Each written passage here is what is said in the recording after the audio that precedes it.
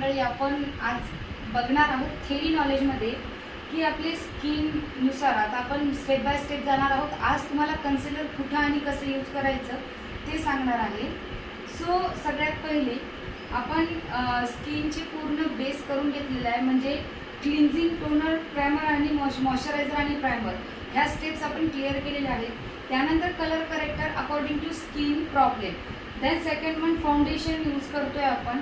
तर फाउंडेशनमध्ये सर्वजण नाही का वेगवेगळे घेऊन ठेवतात आणि सगळे शेड घ्यायची गरज नसते. विशेष आपल्याला फक्त 2 शेड घ्यायचे, एक खूप जास्त फेअर शेड घ्यायचा आणि एक खूप जास्त डार्क टोन घेऊन ठेवायचा, जेणेकरून आपल्याला स्किन टाईपनुसार अकॉर्डिंग टू 60-40, 70-30 और 50-50 करून आपण त्यांच्या स्किननुसार मॅचिंग शेड बनवू शकतो. म्हणून खूप जास्त मोठी व्हॅनिटी करायची गरज नाही, फक्त 2 शेड बनवायचे आहेत, एक फेअरवाला एक डार्कवाला. Okay, clear. ह्यानंतर आपण येतोय कन्सिलरकडे. कन्सिलर हा यूज कुठं करायचा असतो?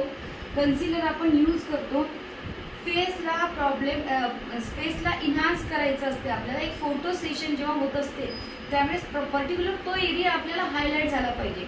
जसं की आपल्याला हायलाईट करायचं आहे फोरहेड, त्याच्यामुळे कन्सिलर फोरहेडला यूज करायचं आहे.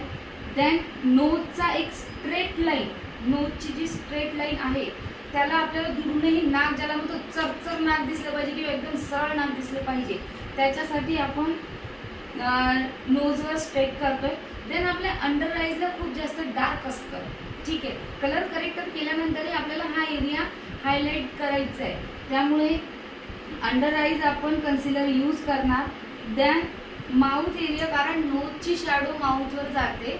देन सेकंड वन याला आपण 50 म्हणतो किंवा हा चिन एरिया, ठीक आहे. ह्या एरियावर एक upper lip, nose, upper nose, then forehead and under eyes, आपण एवढ्या एरियावर कन्सिलर लावून त्याला प्रॉपर ब्लेंड करायचं आणि खूप जास्त लावायचं नाहीये. कसं कन्सिलर लावायचं हे तुम्हाला नेक्स्ट पार्टमध्ये जर जाणून घ्यायचं असेल तर कमेंट करा.